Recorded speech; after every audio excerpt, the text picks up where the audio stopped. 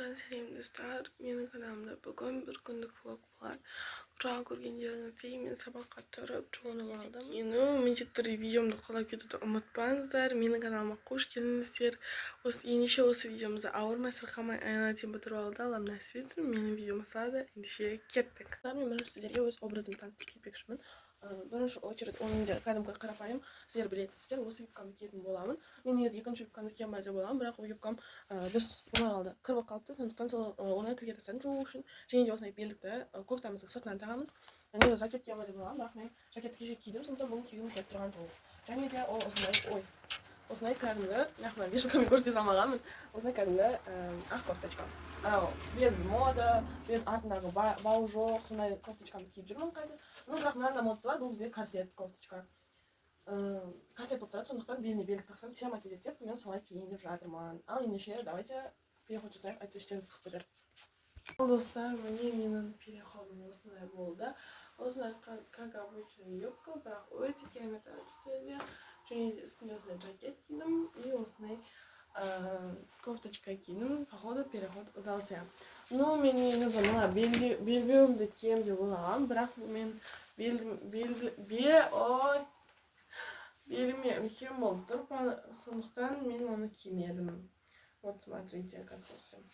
Негізі мен оны жакеттің сыртынан кимеймін ғой. Жакеттің сыртынан кисем шақ келіп тұрады, қазір көресіздер. A few moments later. Тұру керек та, например айтадым достар. Ал негізі маған үлкен болып тұр бұл нәрсе, осындай. Ал достар, міне менің переходымнан кейінгі келесі кезек, ол менің шашым болатын. Мен шашымды осылай жасап алдым. Неужели мен шашымды мына крайы ұстады достар? Мен бір рет өстіп барғам, ол кезде қалай ұстатқаным есіме шығып кеткен ғой. И қазір сол момент история повторяется, бұл қайталанып жатыр. О май гад. Мен аны жасай алмайды. Мама да жасай алмайды. Жасай алмай біз жасай аламыз, просто менің шашым қалың ғой, и менің шашымды крабик ұстамайтын тұғын ғой.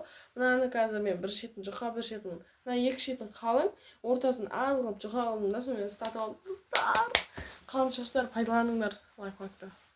И вот, достар, менің прическам уже получилось. Қараңыздар, осылай полный. Енді кезек менің боянудан. Мен қазір бетіме барып SPF жағып келем. Жоқ, мен SPF-ім сияқты екен, осықты жағам. Так, короче, алдымен осындай менде мына брендтің несі SPF-і. Бренд емес, ойнап айтамын достар, ойнап айтамын. Білмеймін, әйтеуір қымбат қалдым мен. Ненікі болса да әйтеуір қымбат қалдым, нормально шығар. 18-қа дейін пайдаланып келіп жатырмын. Күшті болып жатыр. Мен негізі бұл SPF, жалпы өмірімде SPF бірнеше рет қана жағып көргем, онда да ол менікі емес, әпкемдікі болған. Айкен дейді менің әпшемдікі болған. Жақында біз трейдті әпшеммен бірге түсіруім мүмкін. И соныкін жағатынмын. Анда-санда бір үйге келген кезде, ол Алматыда тұрады да, анда-санда үйге келген кезде соныкін алып жағып алатынмын. Олмаса тастап кетеді, короче, сондай болатын ғой.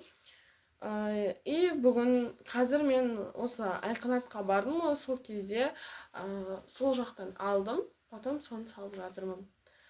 Достар, мен Айқанаттағы түсірген влогтарым бар. Мен ол кезде тоже мен канал ашам, либо каналым бар тұғын, мен өзі ұмытып қалымша. Негізі каналым болған, бізбен бірге бол дейтін. Ода менде 13 шақтыма видео болған. Кәдімде ол 85 подписчик болып, енді ататқан кезінде менің Google аккаунтым жабылып қалды. Поэтому осылай. Достар, енді кезек менде кушон, мен SPF-ті бетіме полный жағып болдым. Поэтому енді кезек мен кушонды жағатын боламын. Осылай.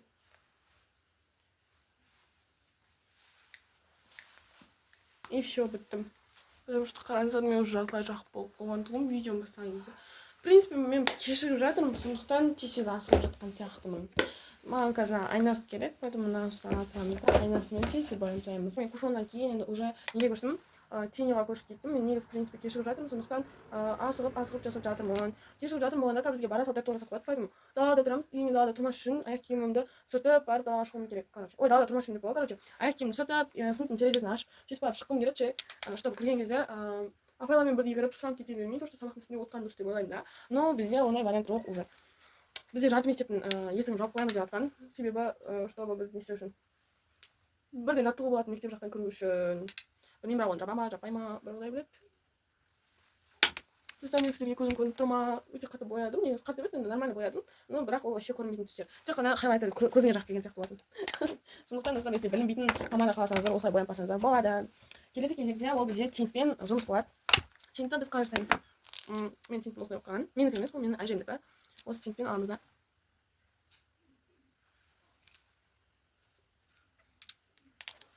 Осылай полный жасап шығамыз. Вообще кеуіп қалмау керек. Либо кеуіп жатса оны да көріңіздер. 1 hour later. Енді кезек. Мынау мен бітіп қалыпты.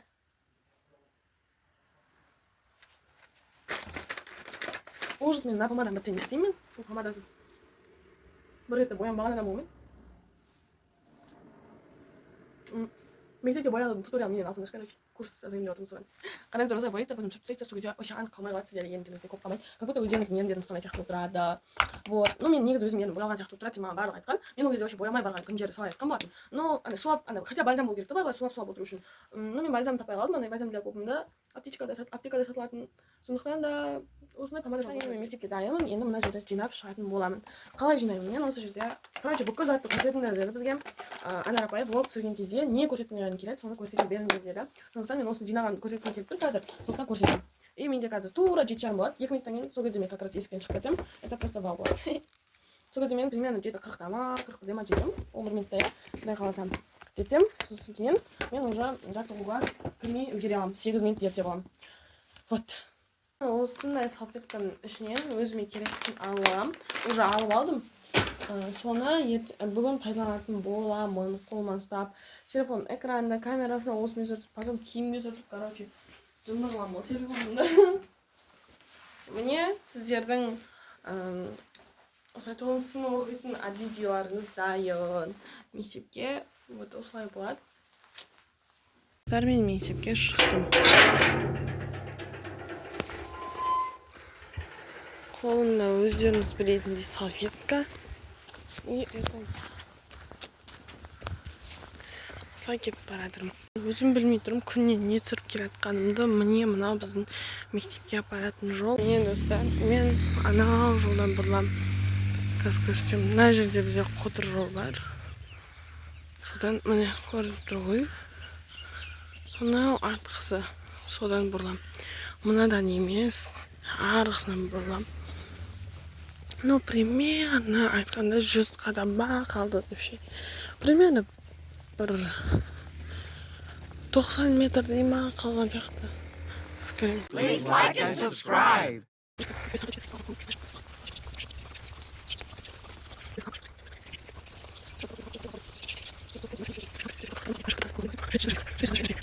Примерно 109 шаг болды. Мен бұны өлшем бірлікке сағанда қанша шығатынын білмеймін, поэтому 109 қадам деп ала береміз. Но мен андай бір қадамды типа былай аштым да, былай жүрдім. Ну, бұны қалай мәнмен алатын білмеймін. Сондықтан, короче, кеттік. Мен аяқ көлеңке аяғым жауырап, басым ыстықтап келе жатыр. Мен сыныптасымның үйі. Ал достар, мына біздің мектеп.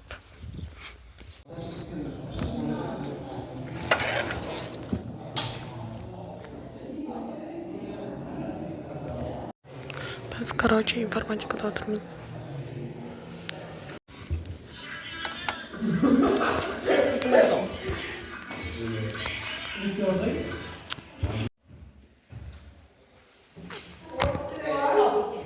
Пору горецом.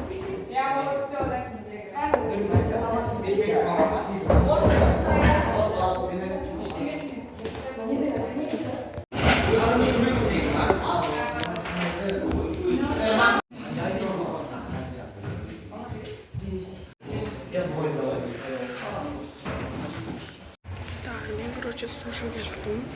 Қоңырауға. Сылжа. Ал.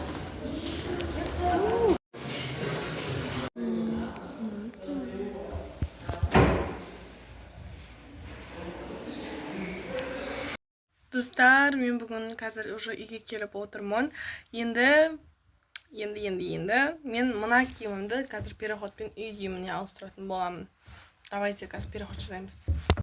Вот, достар, менің переходым осындай болды. Домашний look of the day'ге көштік.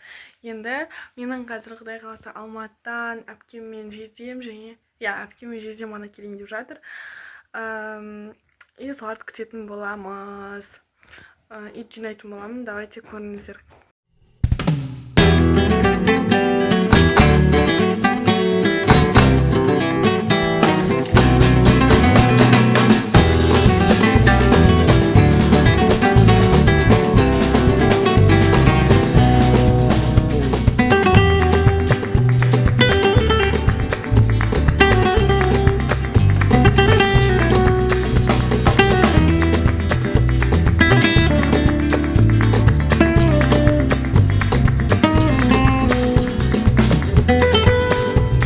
Достар, мен қазір далада отырмын. И осылай. Ал достар, мынау ролик. Осы роликті киетін боламын. Сөйтіп қазір айтаймын.